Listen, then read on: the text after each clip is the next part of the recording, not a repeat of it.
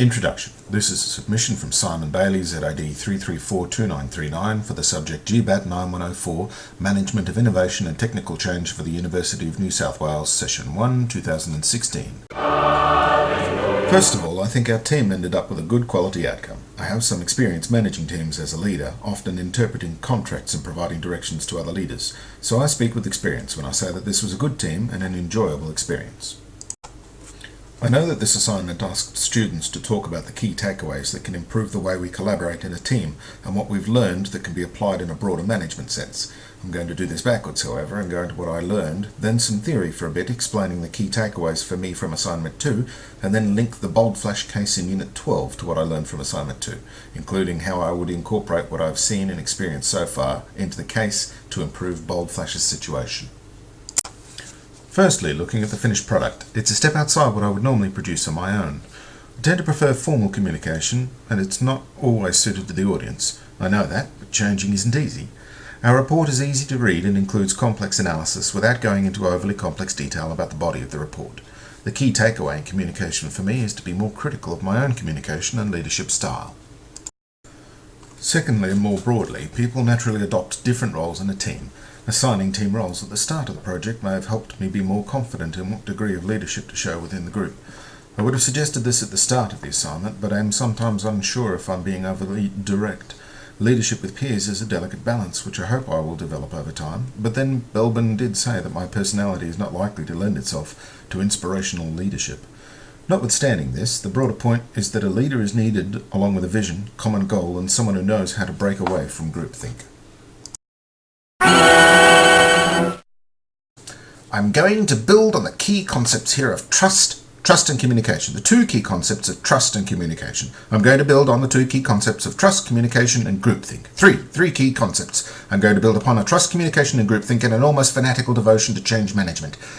Amongst the chief key concepts I'm going to build upon are trust, communication, and groupthink. I'll come in again.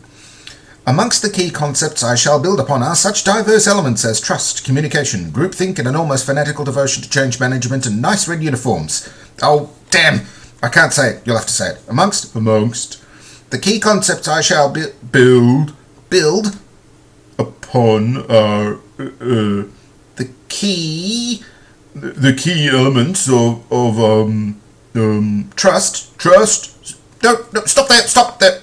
I'm going to speak about trust and communication and blah blah blah. Read the academic citations. The first concept here is trust. McEvely, Perrone, and Zahir, and Javan Paran-Leedner tell us that the issue with trust in a group is that relying on others is difficult, particularly when there's uncertainty about things like the intentions and commitment levels of members or the inability to gauge reactions during negotiations. The second concept is communication. Jav and Paran-Leedner tell us that communication using virtual means as real time as possible and appointing team roles helps to build trust in a cohesive virtual team. The last concept is groupthink. Van der Ven and Sun tell us that groupthink can occur where there's a cohesive team. It can create a tendency to restrict alternate views in conversation, or it can cause more time to arrive at a balanced view of a situation, potentially creating stagnation and a myopic view of the changes occurring around us. This is where a clear vision and good leadership are needed in order to break that stagnation. In the case of Bold Flash, the functional groups were operating in an isolated manner and were experiencing groupthink within their own areas. There were multiple problems with putting sales in charge of production metrics, which is what happened when Chip Bryant set revenue as the target for sales. Normally that's sensible, but you need to temper this against what's possible, i.e. what can be produced.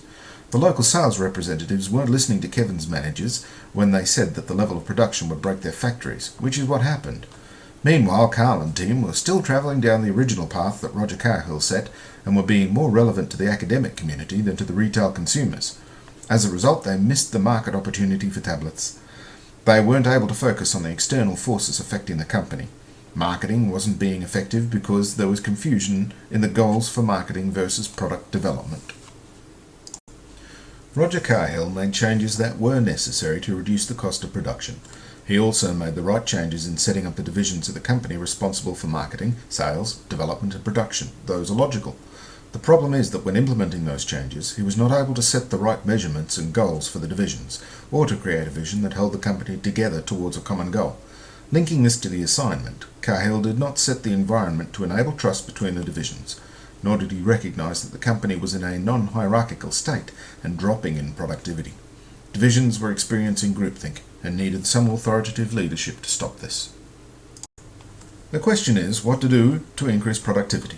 Aside from the other questions this poses, like what is productivity and what does it mean to be productive, and am I being more productive if my productivity is increased, or is productivity not a measure of personally being productive? Anyway, I would be setting some goals for the team. Cahill has stated he was unsure how to balance the need for discipline with maintaining positive relationships with his team. Cahill needed to set those concerns aside and be a disciplined and focused leader. Bold Flash needed to introduce some leadership through hierarchy and a commonly held vision of success, and have defined measures that were not confusing or too similar for each functional area. Marketing needed to develop an analysis of the internal and external factors for change and the market forces affecting the company. They needed to interface with development to create innovation and change to meet the challenges that came from that analysis. And they needed to listen to manufacturing about what was possible and then plan to make changes to meet the goals that sales wanted to achieve. These are top-down changes and as such need to be directed and managed by the executive. In reality, it would not matter much if those changes and directions were all perfect. The mere act of starting in that direction and being able to monitor progress through appropriate feedback, then changing as feedback was produced, is enough to start on the right track, provided that the initial direction isn't short-sighted. At the start of this assignment, we were given a task to build something coherent from a jumble of internal and external sources. 5 of us searched for a plan against which we could build this report. Eventually, through research, we found a company and agreed we would seek approval to analyse this company. Here's Dr. Black agreeing we can do that. Where this all comes together is that our team had good communication tools. Technology supported real-time chats and facilitated rapid conversations and decision-making. We addressed Javanpar and Leadner's advice without even discussing it. We were cohesive and trusted that each team member had a vested interest in the production of the report, and through early actions that trust was reinforced. So we also addressed McEvely et al.'s advice without discussion.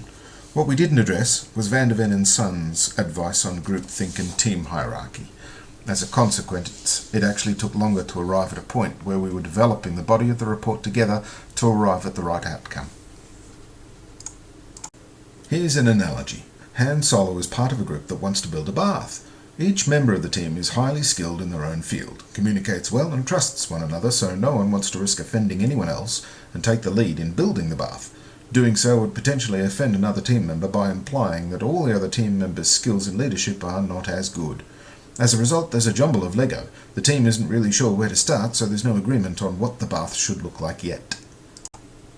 The first thought I normally have in situations where there's stagnation is to create a goal, however small, in order to create some form of feedback and through that, progress.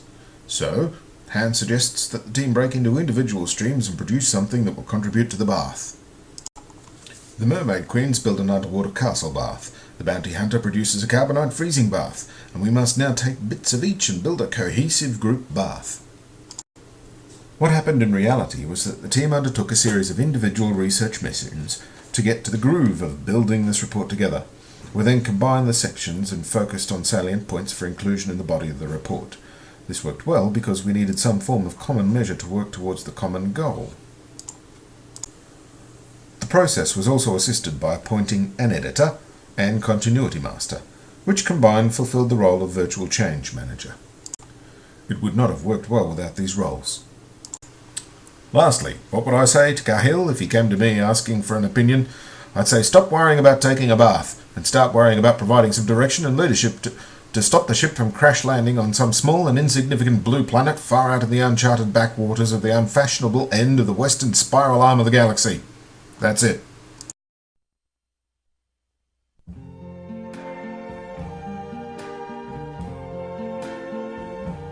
I see trees of green, red roses too.